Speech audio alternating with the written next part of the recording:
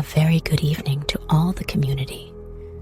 We hope you're well prepared and ready to listen to the inexplicable stories, the experiences you've shared with us that today are going to make sleep very difficult, that are going to cause us nightmares. We hope you're prepared, that you're listening to us in the perfect mood. Turn off the lights, close your eyes, and let yourself be carried away by the following tales of the night. Today, it's my turn to share my story with this community I've been a part of for years. I thank everyone for having so much confidence in telling their stories, their experiences, and it finally convinced me to do the same with mine. My father worked looking after the village cemetery in a small hamlet lost between the border of Zacatecas and Durango. It was his main job, but at certain times of the year, he left almost every weekend to work in town. Around the age of 13, when I was more or less the same size as him, he used to send me to do tricks at the cemetery when he wasn't there, wearing his jacket and hat so that people wouldn't realize he wasn't going to work. In reality, it didn't hurt anyone. There wasn't much to do there. He'd leave all the work done, and I'd just pull a few weeds and go home. Contrary to what you might think of a cemetery, nothing worth remembering ever happened there until that afternoon, around this time, but 20 years ago, a thick fog descended from the mountains over the whole village. When I got up to go for a walk to the cemetery, I found my mother at the door of the house, looking out into the fog. "Don't go," she said. "In any case, with that fog, no one will see you if you wander out there in it. Come on, I'll fix you some breakfast." A little later, I remember I was outside feeding the animals when I heard someone shouting in the street, that dirt street in front of the house. I approached and saw my mother talking with one of my father's friends. Then she came up to me. "Put on your jacket, son, and go to the cemetery, just so they'll see you. Lalo says he's seen people walking around there, and it wouldn't be the village kids doing damage. Hurry up!"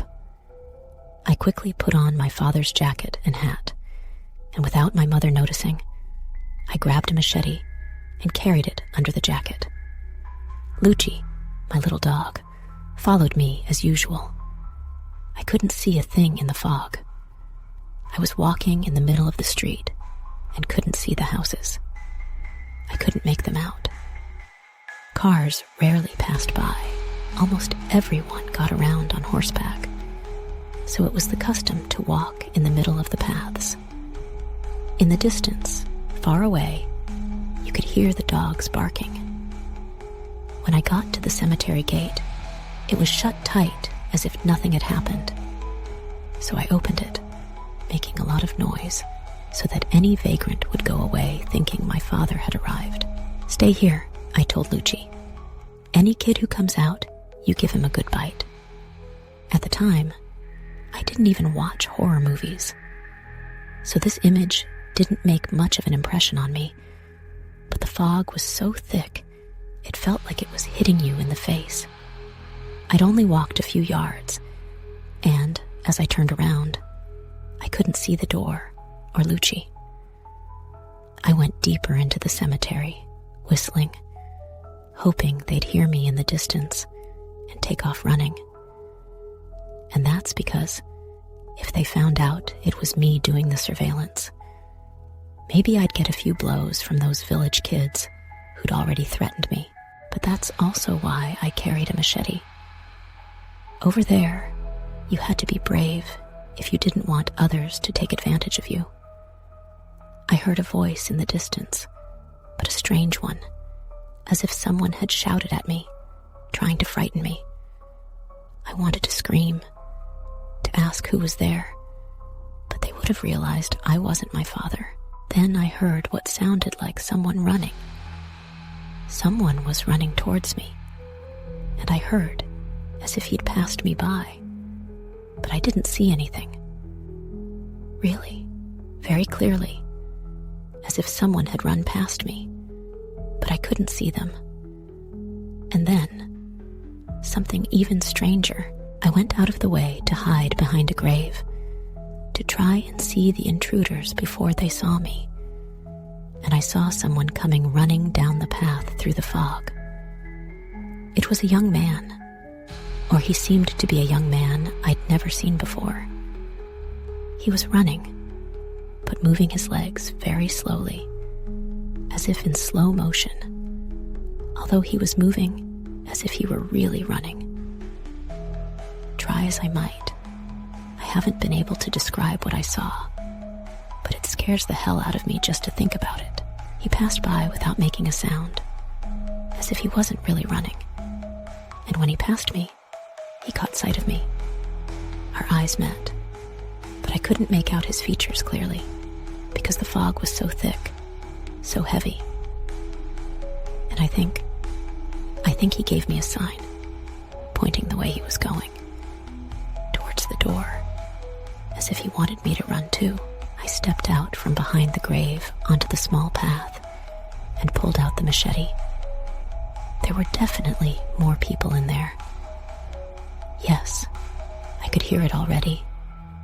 A voice like that of a woman in the distance, over there in front, talking to herself, like the crazy woman begging for coins near the canteen. I walked a little further. And although I'm telling you that the whole horror movie fantasy wasn't in my head yet, I started to get scared. Very scared. But my legs didn't seem to react. They just kept going. And I was sure I had to see where that voice was coming from. Bear in mind that many of the graves were so old that they had lost the crosses that topped them. Even the pile of earth that identified them had flattened. Many said that this path through the center of the cemetery could well be filled with people below. I heard the voice close by. Someone, a woman, an old lady, was very close to me. And there I saw her, 2 or 3 meters on the ground, a head, a talking head, saying incoherences, talking as if she were alive. And then she turned a little with a strange movement to look at me. The fog didn't let me see if it was a buried woman or just a head. But whatever it was enough for me to run out of there. But I don't know how I tripped and hit my head, losing my bearings. My eyes were full of tears and blood. Only Lucci's distant barking helped me reach the door, close it, and run home with my little dog. I don't know what happened. When I regained consciousness, my father was already at home, and Aunt Lupe, who raised my father and was like my grandmother, was treating me with all her remedies. Despite everything they told me, that it was due to the blow, I know they gave me some very strange herbs. I know they wanted to cure me of the fright, but they hoped I'd forget what I saw. It was only much later that I was able to confirm my theory. I knew that my father had also experienced things at the cemetery. 3 in particular, absolutely traumatic. So traumatic that I don't understand how my father could have returned to that place after going through them. I'd like to share these stories too, but I didn't go through them myself. I'd have to ask my father to tell them to me again, in more detail, to share them. I'm going to see him in December, and I'll ask him. I hope to find him on a good day, one when he knows who I am again, when he recognizes me again. She lived with her mother and 2 older siblings, a boy and a girl. My brother-in-law, being the oldest, worked in a milk delivery truck. and they both studied. My mother-in-law also worked, but it was very difficult, and the money wasn't enough, which is why they sometimes didn't eat very well. My mother-in-law's father had recently died, and according to what my wife tells me, he had repeatedly insisted that my mother-in-law let him take his granddaughters to live with him, but my mother-in-law never agreed because he lived in a rural area, about an hour and a half from the city, which would make it difficult for them to study. It is assumed that the gentleman passed away, concerned about the plight of my mother-in-law and her children. One morning, my mother-in-law and brother-in-law left for work as usual, and the girls were left alone in this first-floor apartment where they lived. My wife was maybe 10, and my sister-in-law 12. At 9 in the morning, my wife got up and went to the kitchen to serve chocolate. On her way back to the bedroom, she saw her grandfather standing in the middle of the corridor, his silhouette calling out to her, and thought for a moment of going to him. But immediately afterwards, she remembered that he was dead, so she ran to where her sister was, but she couldn't speak. She simply lay down on the bed with her, covered herself up to her head, and stayed sound asleep. She doesn't remember for how long.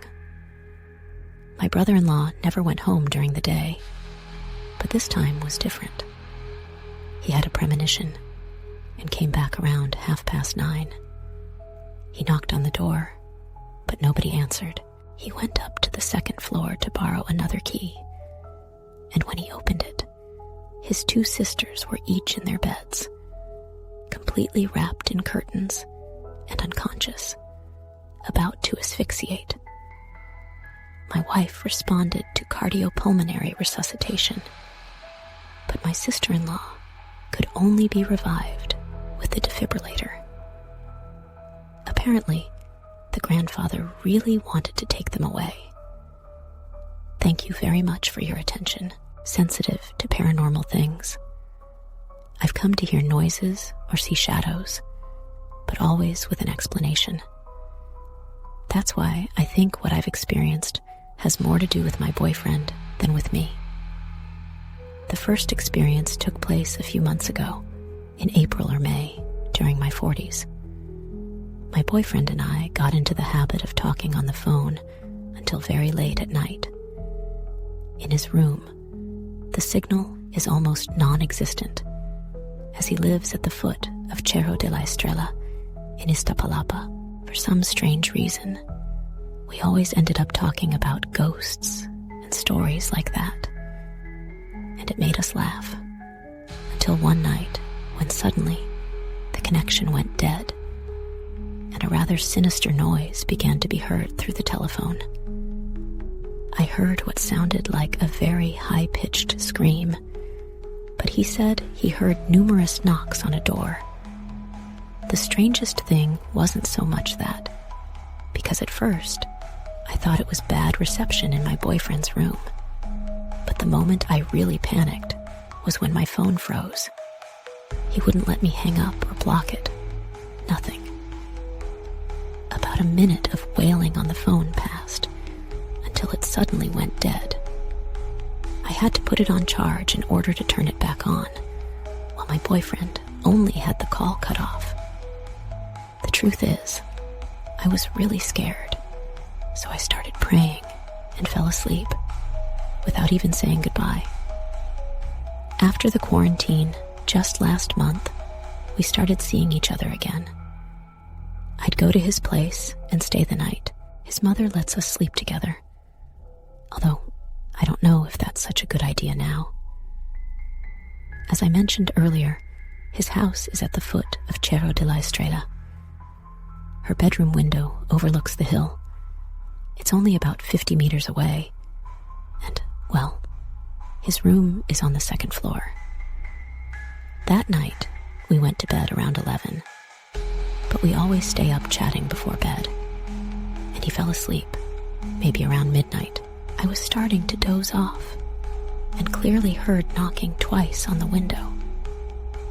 Half asleep, I thought it was at the door, so I shook my boyfriend to tell him it was knocking. But I turned around and heard it more clearly. It wasn't at the door. It was above my head, at the window.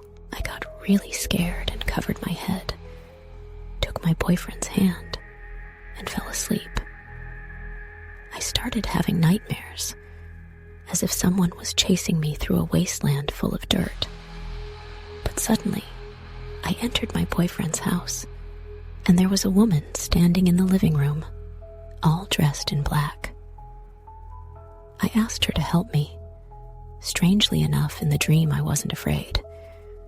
But this thing approached me and started pushing me out of the house. I asked it to let me in because I was being chased, but it wouldn't let me. It kept pushing me until it hit me really hard in the stomach and threw me out of the house. I could see her from outside, standing at the front window, which is my sister-in-law's bedroom.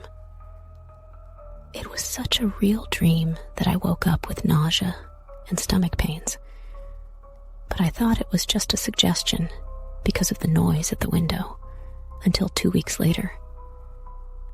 I was at my job, a pastry shop, and I wasn't expecting my period, but I started bleeding. It was unusual bleeding, very heavy and painful. I asked my boyfriend by message, as he's a nurse. He told me to go to the doctor, that it was obviously not normal. And that's what I did.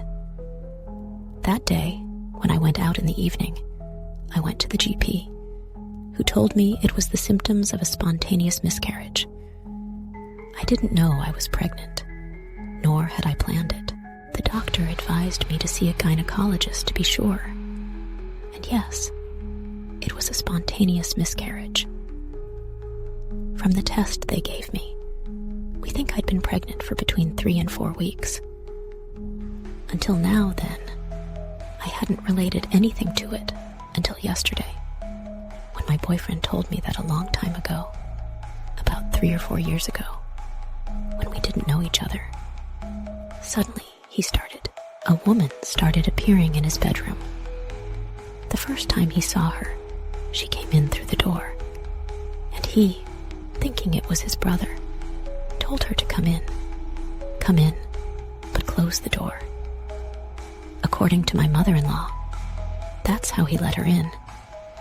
And from then on, she would appear to him standing at the window, the one we knocked on for me, or at the foot of his bed.